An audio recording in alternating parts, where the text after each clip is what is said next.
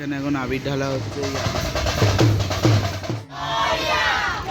বিসর্জনের পথে এগিয়ে যাচ্ছে, তো জলে পেরে দেওয়া। Welcome to my new blog part 3। তো তোমরা পার্ট 2 এ দেখতেই পেলে সমস্ত প্রসাদ দেওয়া থেকে শুরু করে সমস্ত কিছু। তো পার্ট 3 এতে কী কী দেখতে চলেছ সব দেখো, পুরো ভিডিওটাই দেখতে পাবে তোমরা। চলো এখন একটু প্যান্ডেলের দিকে যাচ্ছি। সকালবেলা প্যান্ডেলে কে কে আছে কি না আছে দেখে আসি একটু গিয়ে। প্যান্ডেলে আপাতত বড়রা কেউ নেই, আমরা জুনিয়র মেম্বাররা আসলাম সবে। তো ওরা সবাই আসবে একটু পরে। আজকে আমাদের বাবাকে বিসর্জন দেওয়া হবে, সব দেখাবো তোমাদের। আর পার্ট 2 আর পার্ট 1 কেমন লাগলো অবশ্যই আমাকে জানাবে কমেন্ট করে। বিকেল 4টে, এখন আমরা একটা জিনিস আনতে যাচ্ছি যেটা গণেশ পুজোর ভাসানে, মানে ওই জিনিসটা ছাড়া মানে গণেশ পুজো ঠিক হয়ই না। তো জিনিসটা কি দেখতে হলে দেখো কি আনতে চাই হচ্ছে। তো স্পেশাল জিনিস নিতে হলে তো একটু ওয়েট করতেই হবে, যে দেবে স্পেশাল জিনিসটা সে এখনও আসেনি। আর ওই দিকে হচ্ছে আমাদের প্যান্ডেল, তো এখনও আমরা ওয়েট করে আছি। আর এই সবাই দাঁড়িয়ে আছে এখানে, চলো আসুক আবার দেখাচ্ছি। জিনিস বলতে এইটা আবির, আবির খেলা হবে আজকে ভাসানের সময়। তো এই অনেক আবির, এখানে প্রচুর স্টক আছে নেওয়া। এবার প্যান্ডেলের দিকে যাচ্ছি, প্রায় সন্ধ্যাই হয়ে গেছে। তো এখন যাচ্ছি মণ্ডপে, চলো গিয়ে দেখা যাক মণ্ডপের কি অবস্থা, কে কে আছে, সিনিয়ররা সবাই এসছে কিনা, চলো দেখা। তো মণ্ডপে গিয়ে দেখি বড়রা এখনো কেউ আসেনি, তো ব্যঞ্জন লোকরা এসে তাদের বাজনা বাজাচ্ছে, তো সেটাই দেখছিলাম। এখানে এখন আবির ঢালা হচ্ছে, এই আবিরটাই খেলা হবে একটু পরে। সবাই মিলে এখন আবির ঢালছি।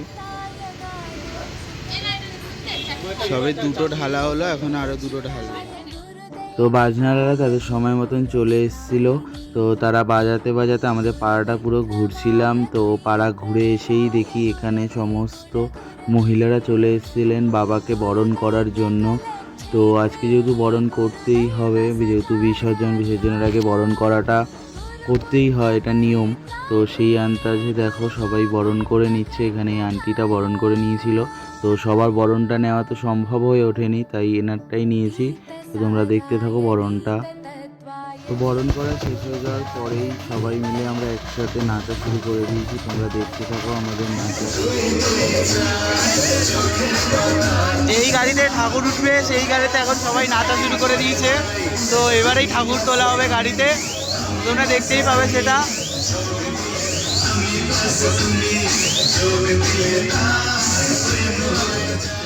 তোমরা দেখতেই পাবে ঠাকুরের মুখটা একদম শুকিয়ে গেছে।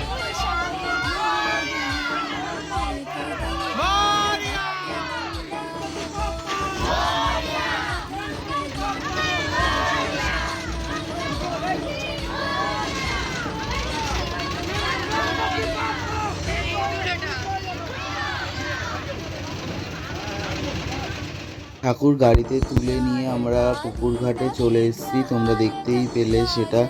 তো গণেশ ঠাকুরকে এখন ঘোরানো হবে, যেহেতু অনেকটাই ভারী। তো গণেশ ঠাকুর যদি ভারী না হয় তাহলে তার নাম কেন গণেশ দেওয়া হয়েছে, তো একটু ভারীই হবে, একটু হেলদিই হবে, এটা তো স্বাভাবিক ব্যাপার।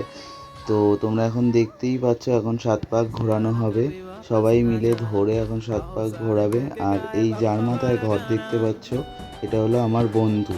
তো এই প্রথম বছর ঘর নিল, তো ওকে আরও 2 বছর ঘর নিতে হবে, টোটাল 3 বছর। কারণ যে 1 বছর ঘর নেয় তাকে আরও 2 বছর ঘর নিতে হয়, এটা নিয়ম।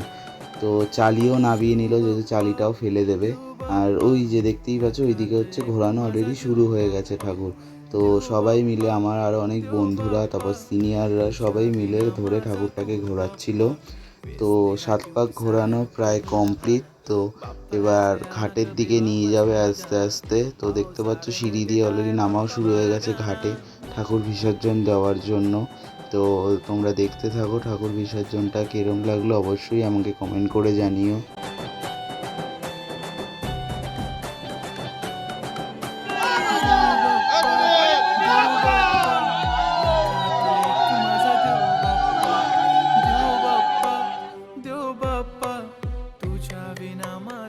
ঠাকুর এখন জলে ফেলে দেওয়া হয়ে গেছে, এবার গণেশ ঠাকুরকে বিসর্জন দেওয়া হয়ে গেছে। এবার আমরা সবাই প্যান্ডেলের দিকে এগিয়ে যাচ্ছি। তো প্যান্ডেলে গিয়ে আমাদের মিষ্টি মুখ করানো হবে সেই জন্য। আর ওই যে পেছনে সব সিনিয়ররা আসছে। আমরা চলে এসেছি মণ্ডপে। তো এখানে আগে ঠাকুর ছিল, এখন আর নেই, বিসর্জন দেওয়া হয়ে গেছে। তো যেখানে ঘর ছিল সেখানেই নাকি রাখতে হয় নিয়ম, তো সেই আন্দাজে সেখানেই রাখা হলো। এখন আপাতত কেউ আসেনি, এবার সবাই আসছে। ঠাকুর বিসর্জন দিয়ে আসার পরে সবাই নাচছে আবার, তোমরা দেখো।